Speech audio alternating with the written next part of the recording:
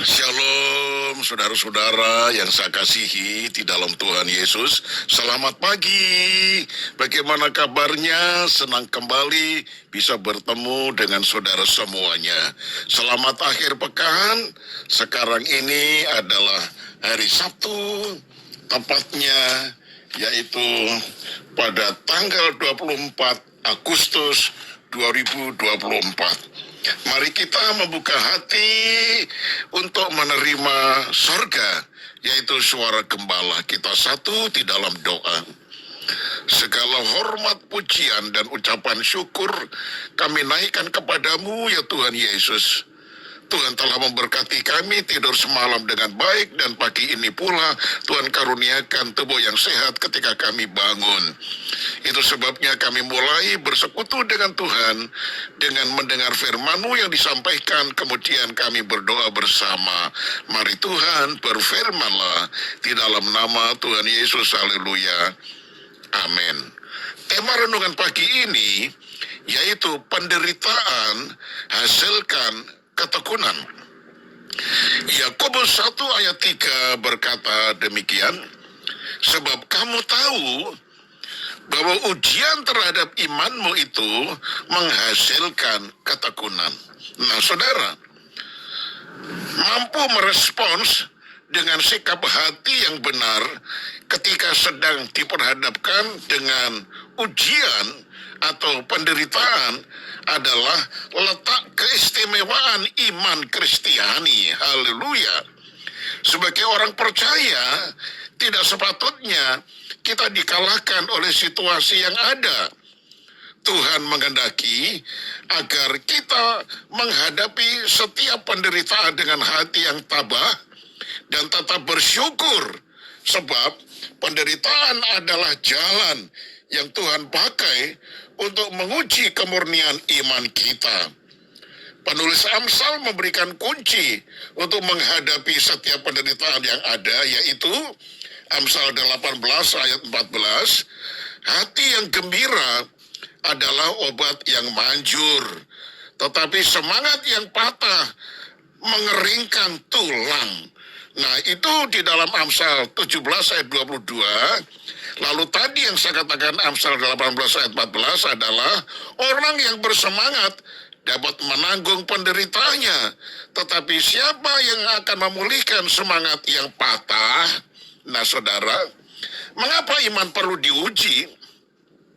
Ayat Mas jelas menyatakan bahwa proses pengujian iman akan menghasilkan ketekunan. Kata ketekunan memiliki pengertian kemampuan bertahan dalam menghadapi kemalangan, penderitaan, atau kesusahan. Yang dimaksud ketekunan bukanlah sikap sekedar bertahan secara pasif atau pasrah menyerah pada keadaan atau nasib, tetapi sikap aktif, kuat, dan berani menghadapi segala bentuk penderitaan dan kesukaran, sehingga mampu menjadikan situasi yang tidak menyenangkan itu menjadi sesuatu yang dapat mempermuliakan nama Tuhan. Mampu melihat sisi positifnya di balik penderitaan yang kita alami.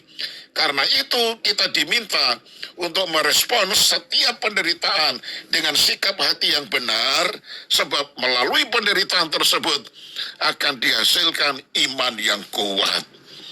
Nah, saudara, ketekunan tidak mungkin dihasilkan tanpa penderitaan atau kesukaran. Oleh sebab itu, janganlah kita langsung mengungkapkan kemarahan dan kekecewaan kepada Tuhan ketika Ia menempatkan kita dalam berbagai macam penderitaan atau kesukaran. Karena Tuhan sedang menggarap hidup kita. Ia memiliki rencana besar atas hidup kita.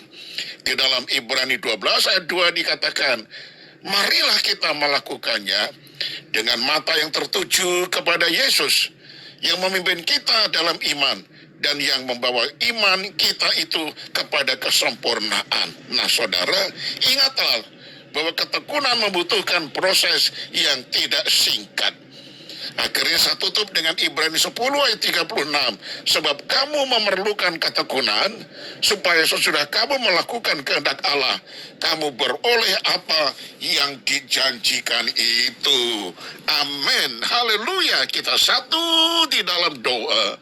Tuhan, Engkau mengingatkan kami ketika kami sedang menghadapi suatu ujian, yaitu ujian iman, walaupun itu dapat kami rasakan sebagai satu penderitaan, karena kami harus memikul salib, menyangkal diri.